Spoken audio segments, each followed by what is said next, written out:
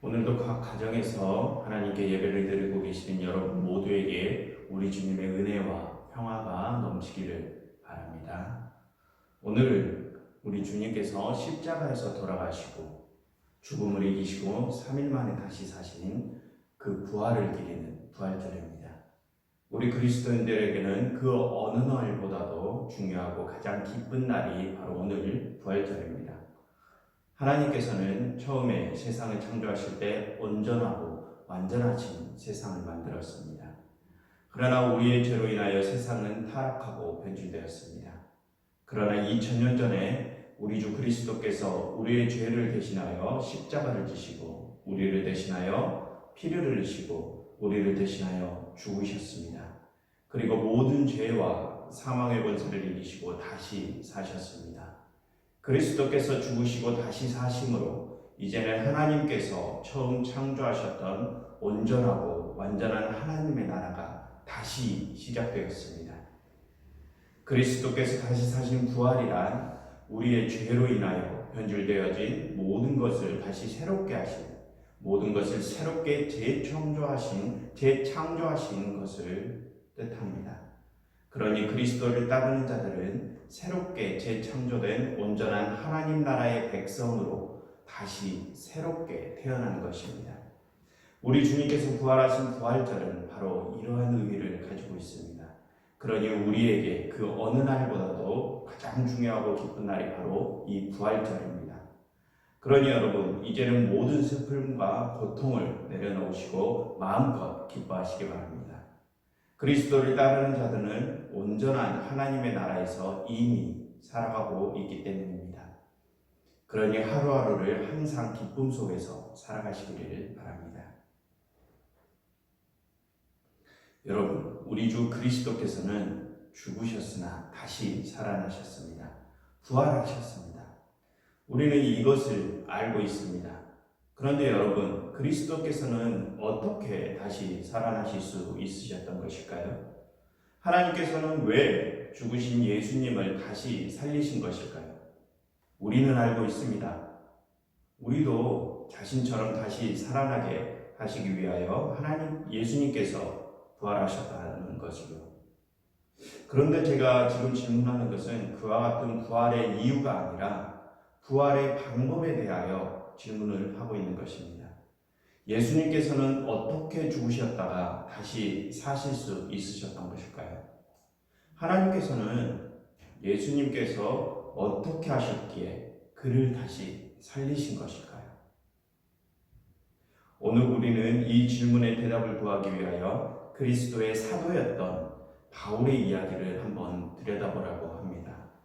사도 바울은 그리스도께서 돌아가신 후 약 20여 년 후인 50년대 중반에 에베소 지역에서 사역을 하다가 로마 군인들에게 잡혀서 감옥에 투옥됩니다.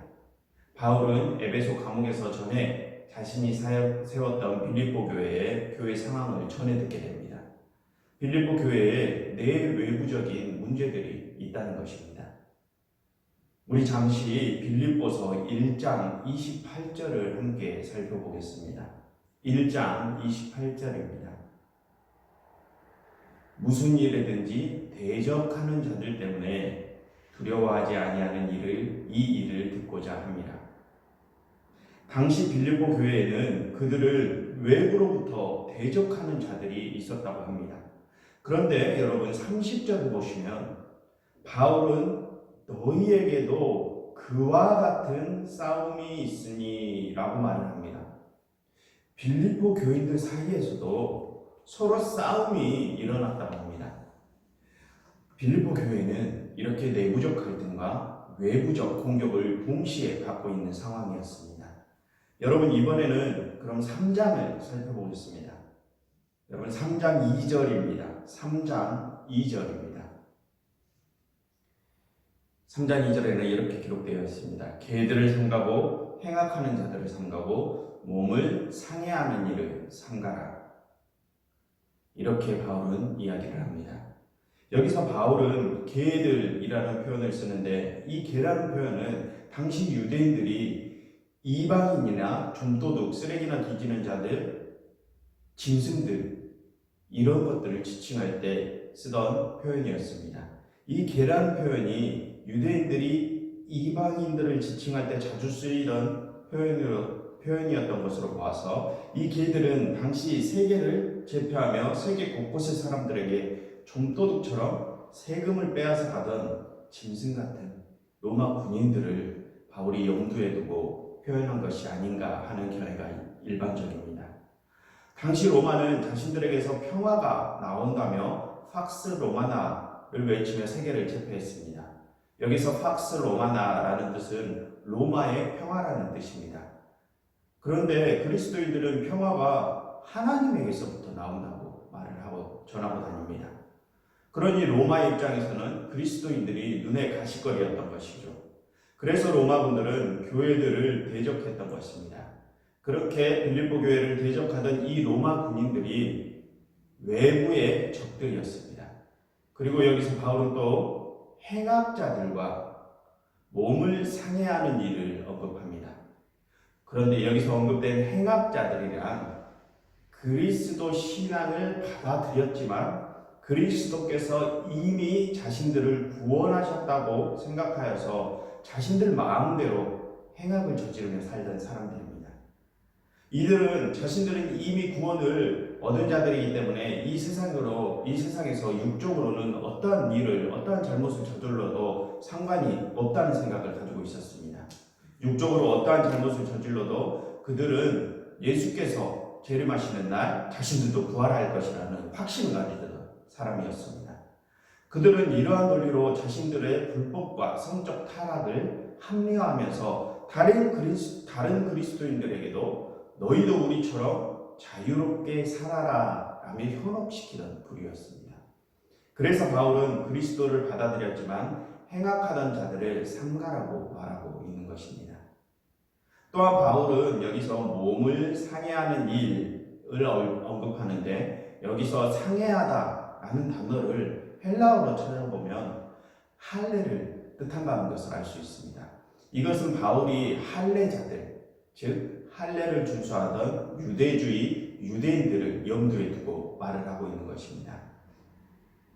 지난 여러 번의 설교에서 말씀드렸듯이 이제는 여러분들도 잘 알고 계시지만 바울이 사역하던 당시에는 많은 유대인들이 이스라엘이 아닌 소아시아나 지중해 연안 곳곳에서 퍼져나가서 살고 있었던 때였습니다.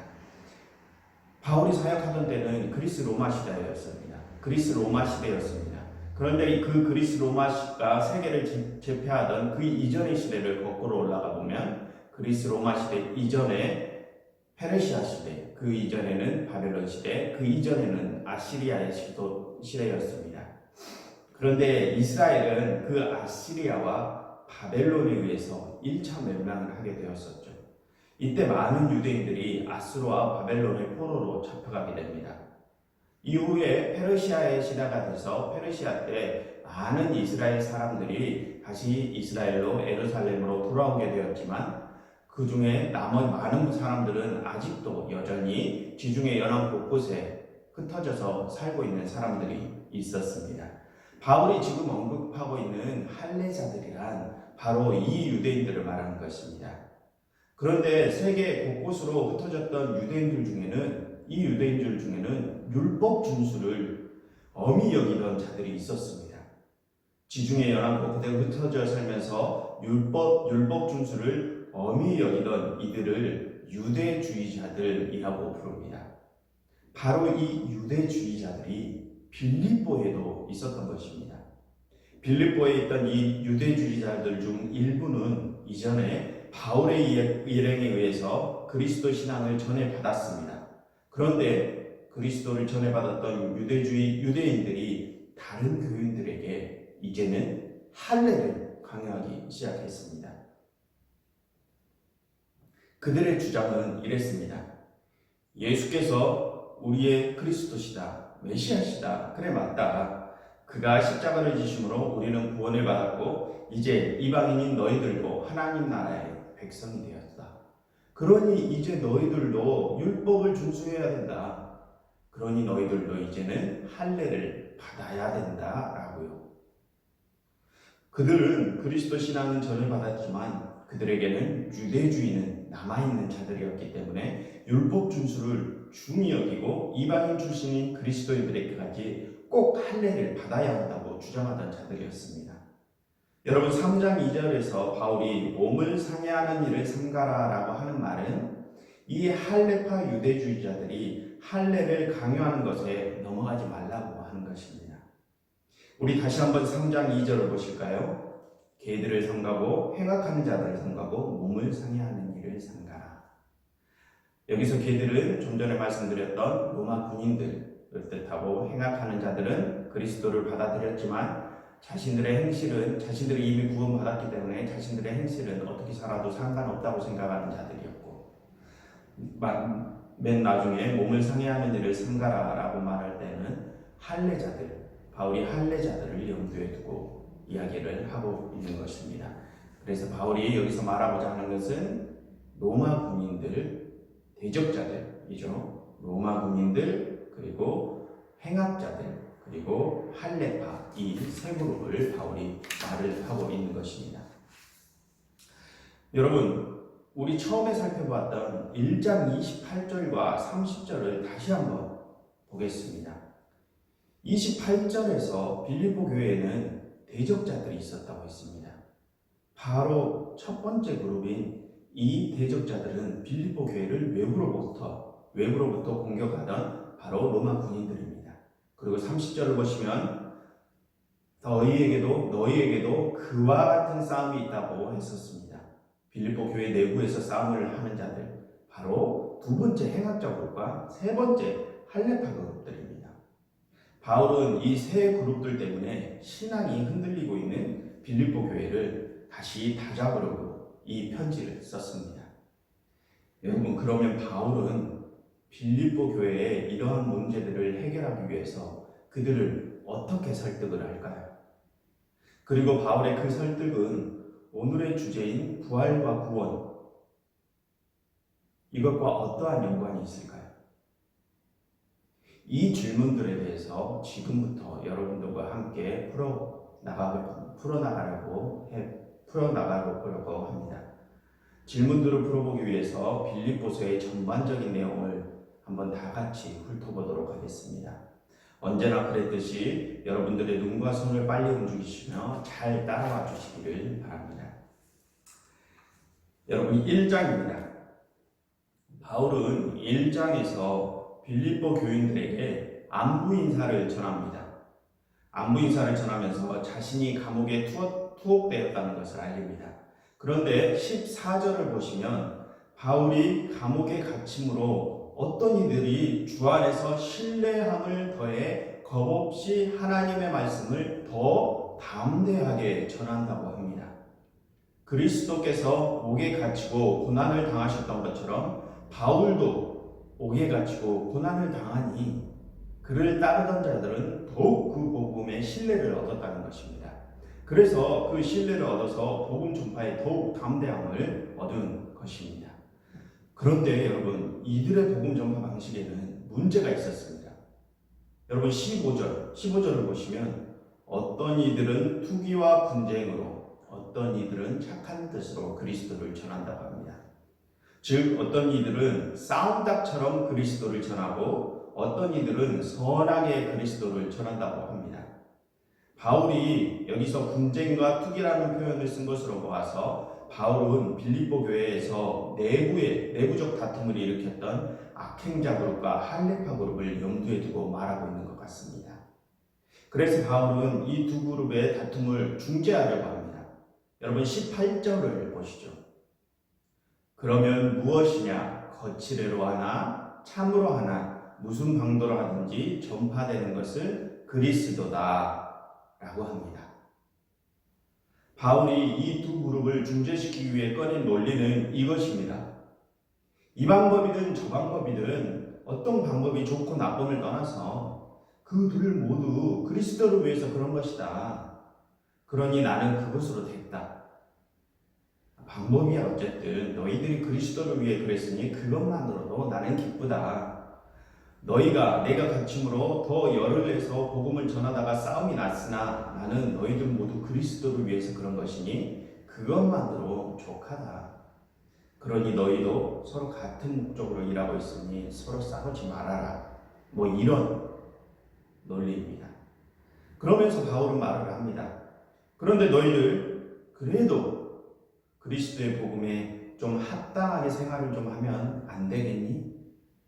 한마음 한뜻으로 복음을 전하면 안 되겠니? 너희들 지금 외부로부터도 공격을 당하고 있는데 너희들끼리 싸우면 되겠냐? 너희들부터 한마음이 되어야 외부의 대적자들의 공격에도 두려움 없이 굳건히 설 것 아니냐? 나는 너희들이 한마음 한뜻으로 그렇게 다시 서 있다는 이야기를 듣고 싶다라고 말입니다. 그것이 28절과 27절과 28절의 말씀입니다. 함께 보시죠. 27절과 28절입니다. 오직 너희는 그리스도의 복음에 합당하게 생활하라. 이는 내가 너희에게 가보나 떠나 있으나 너희가 한 마음으로 서서 한 뜻으로 복음의 신앙을 위하여 협력하는 것과 무슨 일에든지 대적하는 자들 때문에 두려워하지 않는 것을 이 일을 듣고자 함이라. 바울은 그렇게 빌립보 교인들이 하나 되는 것이 그들 빌립보 교인들에게 구원의 증거가 되고 그 하나된 빌립보 교인들을 공격하는 외부의 대적자들에게 멸망의 증거가 된다고 합니다. 그런데 여러분, 바울은 29절에서 이상한 이야기를 합니다. 그리스도를 위하여 너희에게 은혜를 주신 것은 다만 그를 믿을 뿐 아니라 또한 그를 위하여 고난도 받게 하려 함이라. 여러분, 좀 전에 바울은 빌립보 교회 내부에서 다툼을 벌이던 자들에게 서로가 하나 되라고 말을 하였습니다.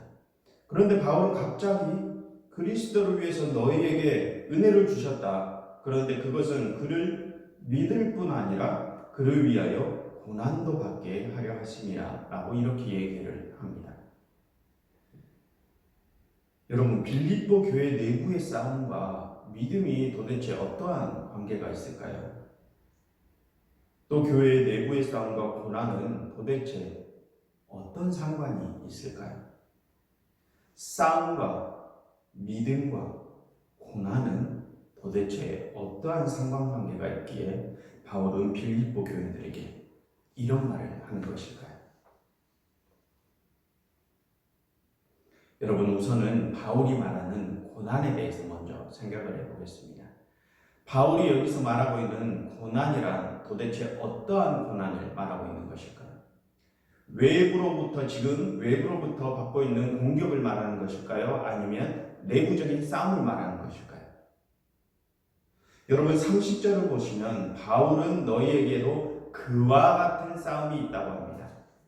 여러분, 30절에서 말하는 그와 같은 싸움이란 무엇일까요?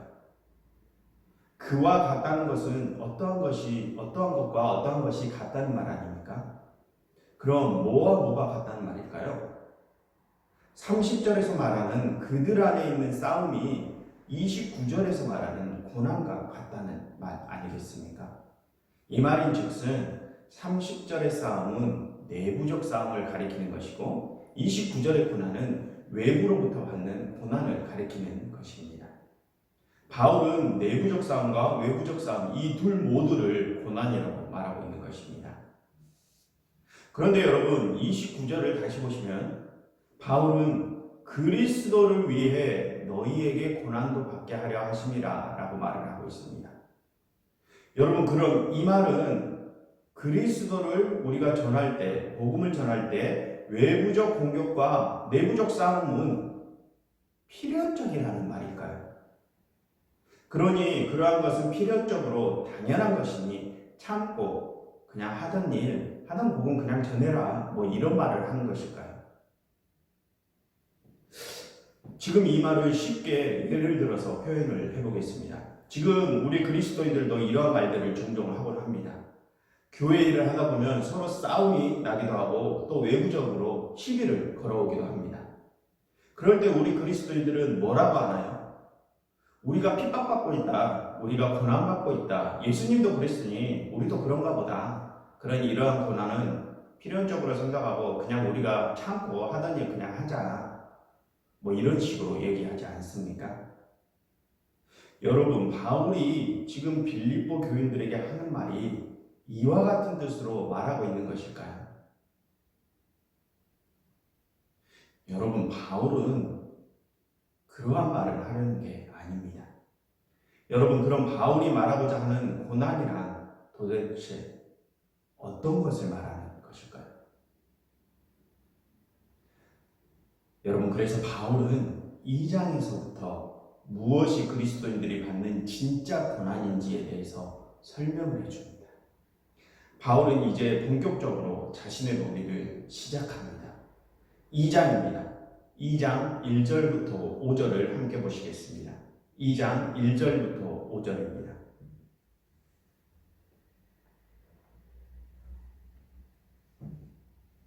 죄송합니다. 2장 1절부터 5절입니다. 그러므로 그리스도 안에 무슨 권면이나 사랑이나 무슨 위로나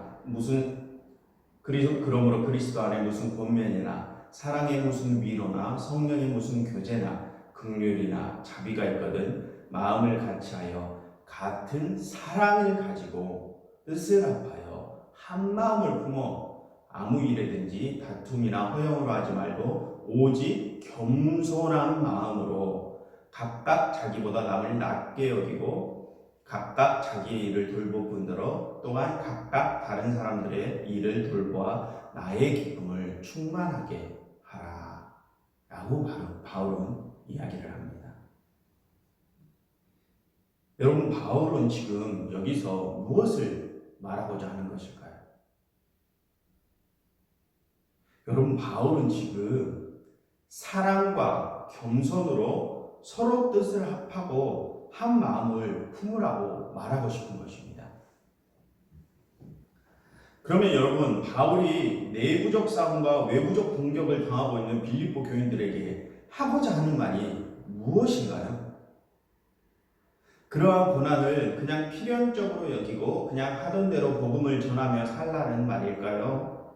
아니면 너희가 내부적, 외부적 문제 가운데 있지만 너희 서로 사랑과 겸손으로 서로 하나 되어서 힘을 합쳐서 외부적 공격으로부터 싸워 이겨내라는 말일까요? 당연히 후자겠죠.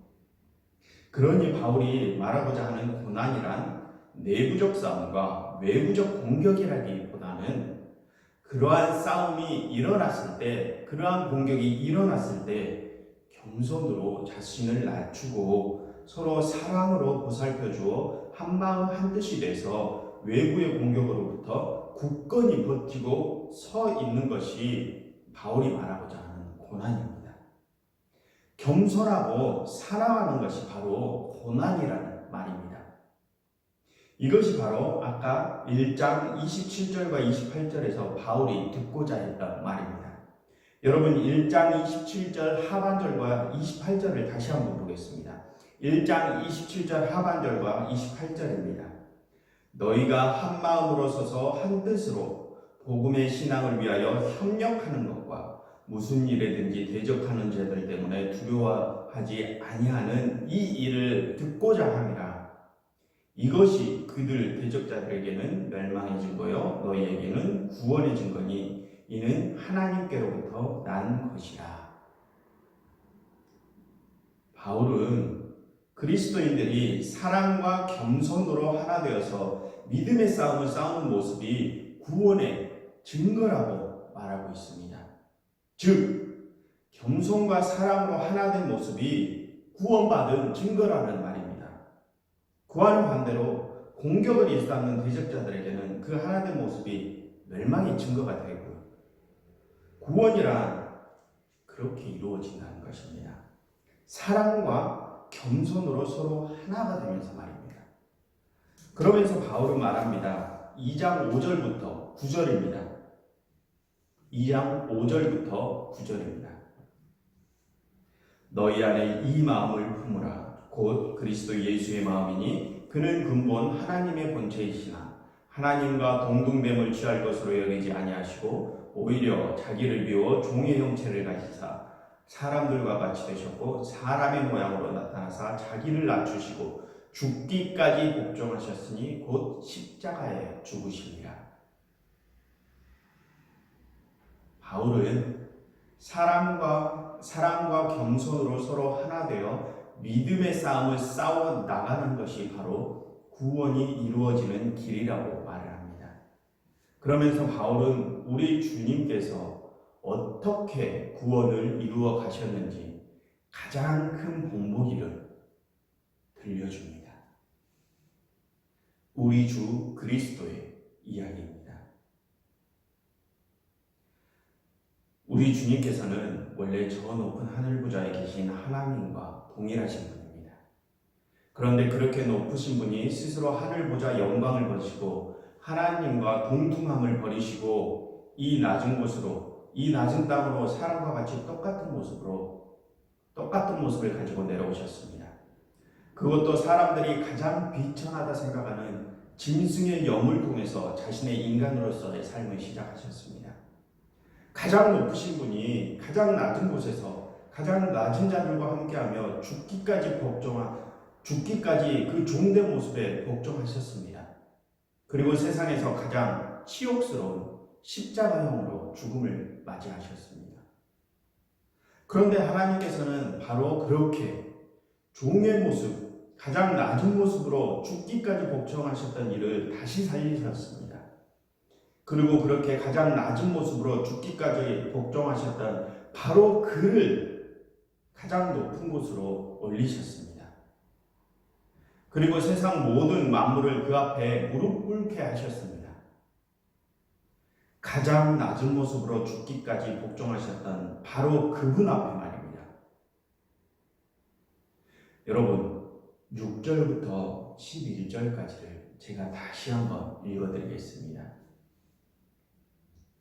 그는 근본 하나님의 본체이시나 하나님과 동등됨을 취할 것으로 여기지 아니하시고 오히려 자기를 비워 종의 형체를 가지사 사람들과 같이 되셨고 사람의 모양으로 다시 나타나사 자기를 낮추시고 죽기까지 복종하셨으니 곧 십자가에 죽으시니라. 이러므로 하나님이 그를 지극히 높여 모든 이름 위에 뛰어난 이름을 주사 하늘에 있는 자들과 땅에 있는 자들과 땅 아래에 있는 자들로 모든 무릎을 예수의 이름에 꿇게 하시고 모든 입으로 예수 그리스도를 주라 시인하여 하나님 아버지께 영광을 돌리게 하셨느니라. 여러분,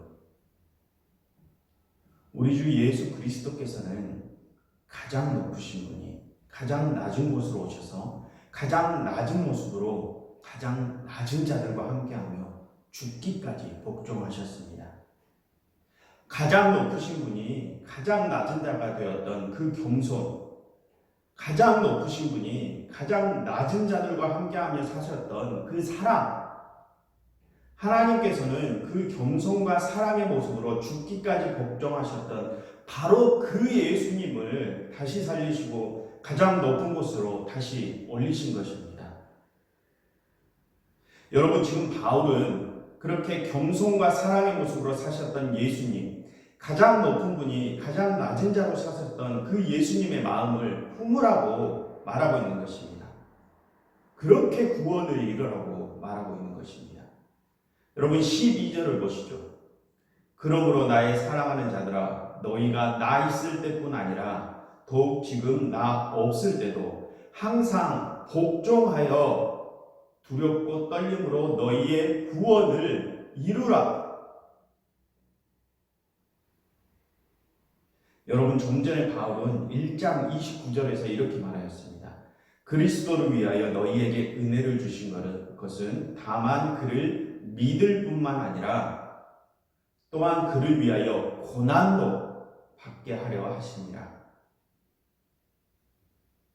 여러분, 바울에게 믿음과 고난이란 바로 이 겸손과 사랑으로 사셨던 예수님을 따르는 것, 가장 높은 분이 가장 낮은 모습으로 사셨던 그 모습을 품고 사는 것이 바로 믿음이고 그리스도인들이 받게 되는 고난이라고 하는 것입니다. 그 겸손과 사랑을 품은 고난으로 믿음의 싸움을 싸워 이겨내는 것이 바로 구원으로 향하는 길이라고 말하고 있는 것입니다. 여러분, 우리 그리스도인들은 이렇게 말을 합니다. 우리는 구원을 받았습니다. 이것을 믿습니까? 아직 믿음에 확신이 없으시다면 다시 한번 자신의 믿음을 돌아보시고 확신을 가지십시오. 그리고 크게 한번 소리쳐 보십시오. 나는 구원을 받았다 라고요. 여러분, 제가 여러분들에게 묻겠습니다. 여러분들은 구원을 받으셨습니까? 여러분, 마음으로 믿음을 확신하고 입으로 크게 소리를 친다면 진짜 그것으로 구원을 받은 것일까요? 여러분, 지금 우리는 겸손과 사랑의 모습으로 살아가고 있습니까? 가장 낮은 모습으로 죽기까지 복종을 하고 있습니까? 우리는 지금 그렇게 가장 낮은 모습으로 복종하며 두렵고 떨림으로 구원을 이루고 있습니까? 여러분, 우리는 지금 구원을 받았습니까?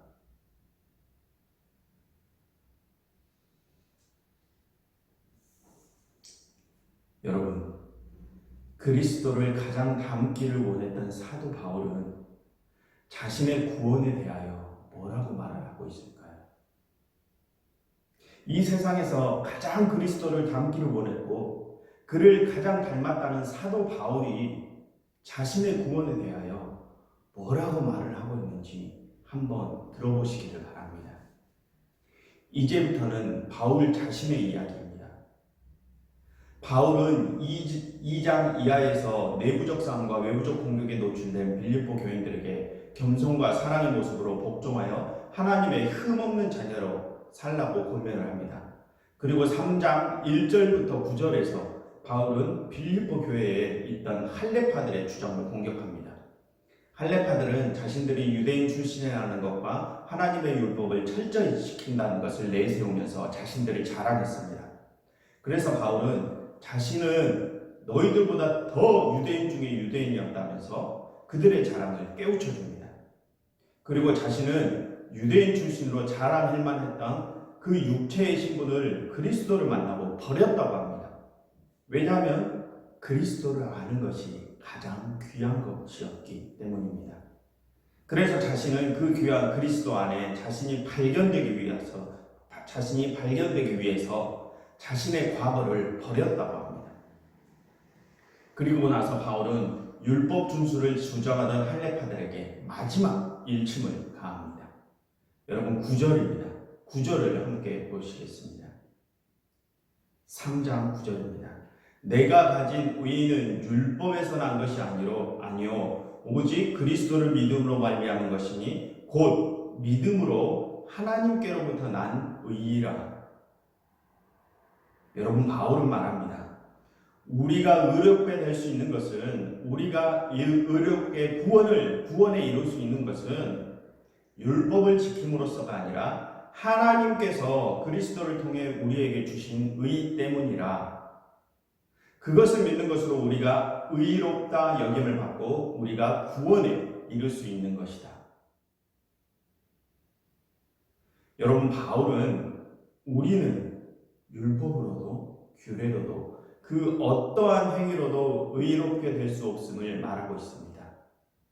그리스도를 믿는 믿음으로 의롭게 된다고 말을 하고 있습니다. 그런데 여러분, 여기서 바울이 말하고 있는 믿음으로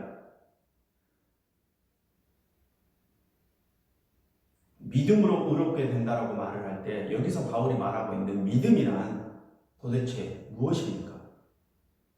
그저 말로만, 생각으로만 하는 믿음, 나는 그리스도를 믿습니다. 나는 예수님이 그리스도시요 하나님의 아들임을 인정합니다 라고 말하는 것을 믿음이라고 바울이 말하고 있는 것일까요?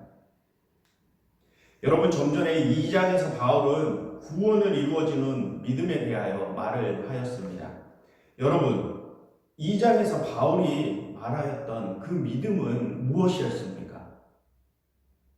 바로 겸손과 사랑의 모습으로 가장 낮은 자의 모습으로 죽기까지 복종하셨던 그 그리스도를 본받는 것이 그것이 믿음이라고 바울은 말하였습니다.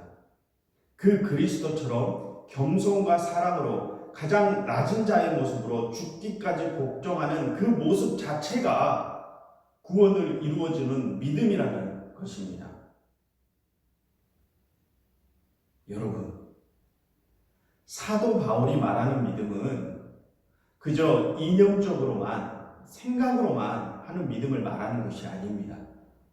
우리의 삶의 모습에서 그리스도의 모습이 나타나는 것, 가장 높으신 분이 가장 낮은 자로 살아가셨던 그 모습이 우리의 삶의 모습에 나타나는 것, 그것을 믿음이라고 하는 것입니다. 그 그리스도의 모습을 닮아가는 믿음으로 우리가 하나님께로부터 의롭다 칭함을 받게 되는 것입니다.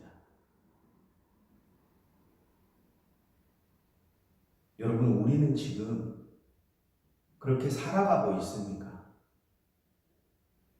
그리스도의 모습을 닮아가려 두려움과 떨림으로 나아가고 있습니까?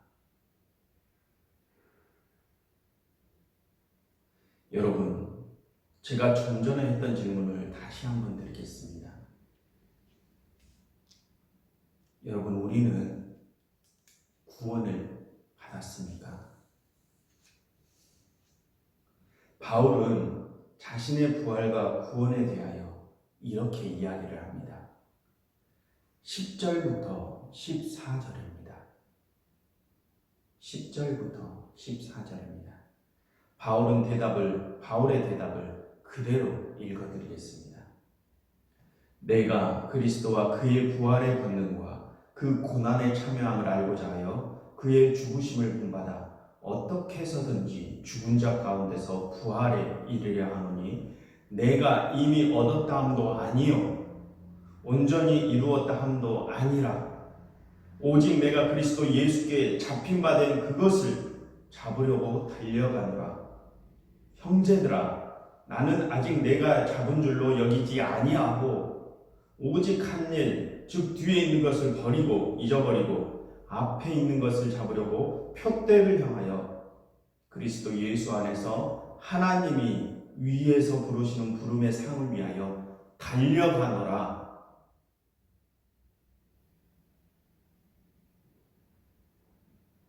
여러분, 바울은 자신이 이미 얻었다고 생각하지 않았습니다. 그리스도를 가장 닮았다고 하는 사도 바울은 자신이 이미 얻었다고 생각하지 않았습니다. 그는 그저 그리스도께 잡힌 바 된 그것을 끝까지 잡으려고 달려가고 있다고 말을 하고 있습니다. 여러분, 그리스도를 가장 닮았다는 사도 바울이 그렇게 이야기를 합니다. 그런데 사도 바울의 발 뒤꿈치도 닮지 못하는 우리는 지금 어떻게 말을 하고 있습니까? 여러분, 우리가 사도 바울보다 더 뛰어난 믿음을 가졌을까요? 우리가 그리스도의 겸손과 사랑에 사도 바울보다 더한 복종을 하고 있습니까? 그리스도께서 당하셨던 그 고난, 가장 낮은 모습으로 사셨던 그 모습에 지금 우리도 참여하고 있습니까? 여러분, 그런 우리가 그것을 이미 잡았다고, 이미 얻었다고 당당히 말할 수 있습니까?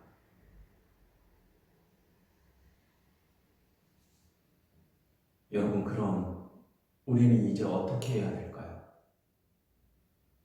우리가 이제 어떻게 해야 부활에, 구원에 참여할 수 있을까요? 바울은 말합니다. 여러분 다시 한번 10절과 11절을 보겠습니다. 바울은 말합니다. 내가 그리스도의 그 부활의 권능과 그 고난에 참여함을 알고자 하여 그 죽으심을 본받아 어떻게 해서든지 죽은 자 가운데서 부활에 이르려 함이라. 바울이 말하는 부활에 이르는 길은 고난의 길을 가셨던 그 그리스도의 길에 참여하는 것입니다. 가장 높으신 분이 가장 낮은 자의 모습으로 가장 낮은 자들과 함께 하시고 전적인 타자를 위하여 자신의 목숨까지 버리셨던 그 고난의 길에 참여하는 것입니다. 하나님께서는 그 고난의 길을 가셨던 바로 그 예수님을 다시 살리셨기 때문입니다. 그래서 바울은 자신이 잡았다고 생각하지 않고 그 길의 끝에 있는 표대를 향해서 계속해서 구원의 경주를 하고 있는 것입니다. 여러분, 우리는 이제 어떻게 해야 될까요? 빌립보 교회에서 나는 구원을 받았다. 그러니 나의 육체는 아무래도 상관이 없다며 악행을 하며 지내던 악행자들처럼 그저 입으로만 생각으로만 구원을 떠들며 살아가야 되는 것일까요? 아니면 짜여진 율법과 규례에 집착하던 할례자들처럼 우리에게 주어진 규례만 잘 지켜내기만 하면 되는 것일까요? 여러분, 이제 우리는 어떻게 해야 될까요? 여러분, 우리가 우리 주님께서 가셨던 그 고난의 길을 끝까지 갈 수 있기는 한 것일까요? 우리가 사도 바울처럼 마지막 홧대를 향한 구원의 경주를 끝까지 마칠 수는 있는 것일까요?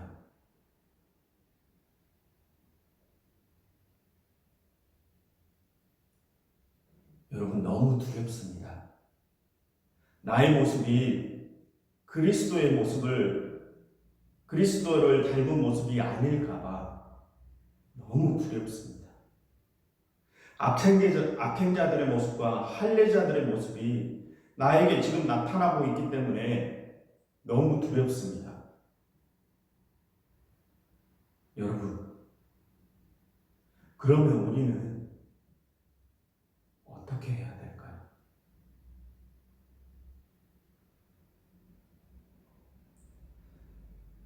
그러나 여러분, 걱정하지 마시기 바랍니다.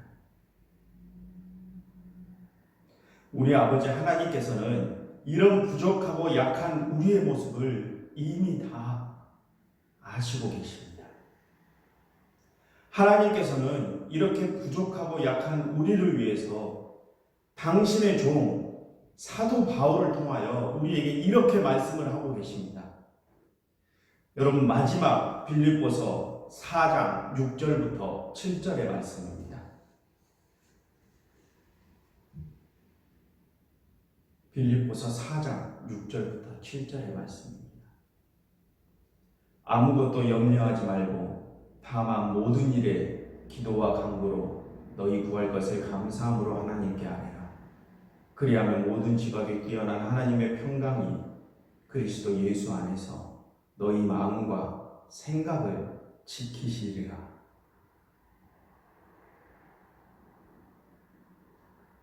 여러분, 우리는 할 수 없습니다. 그러나 여러분, 하나님께서는 하실 수 있으십니다. 우리가 하는 것이 아니라 바로 하나님께서 하시는 것입니다. 좀 전에 3장 13절에서 바울은 이렇게 말을 하였습니다. 내가 이미 얻었다 함도 아니요 온전히 이루었다 함도 아니라 오직 내가 그리스도 예수께 잡힌 바 된 그것을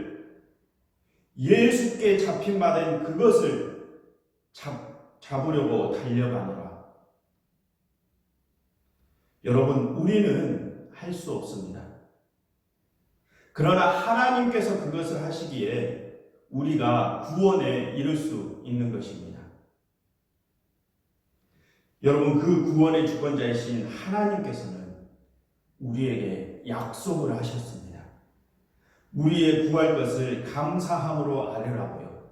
그러면 반드시 우리를 지키시겠다고요. 여러분, 하나님께 구하십시오. 우리 주님께서 가셨던 그 고난의 길을 끝까지 완주할 수 있도록 도와주시라고. 우리가 그 구원의 경주에서 끝까지 이탈하지 않게 해달라고 성령님의 인도를 구하십시오. 우리가 그것을 구한다면 모든 것을 다 아시고 계신 여러분의 아버지 하나님께서는 여러분들을 반드시 구원의 그 마지막 표대로 인도하시어 여러분들을 반드시 다시 살게 하실 것입니다. 기도하겠습니다. 하나님, 저희가 악하고 부족하여 매일같이 다른 길로 눈을 돌리고 빠져나갑니다. 하나님, 저희를 긍휼히 여겨주시사 저희의 모든 마음과 생각과 행동을 지키시고 인도하여 주시옵소서. 그리하여 당신의 아들 우리 주 예수 그리스도께서 부활하시어 하나님과 영원한 연합을 이루신 것처럼 저희도 부활하여 아버지 하나님과 영원한 연합을 이룰 수 있게 하시옵소서. 우리 주 예수 그리스도의 이름으로 기도드렸습니다. 아멘.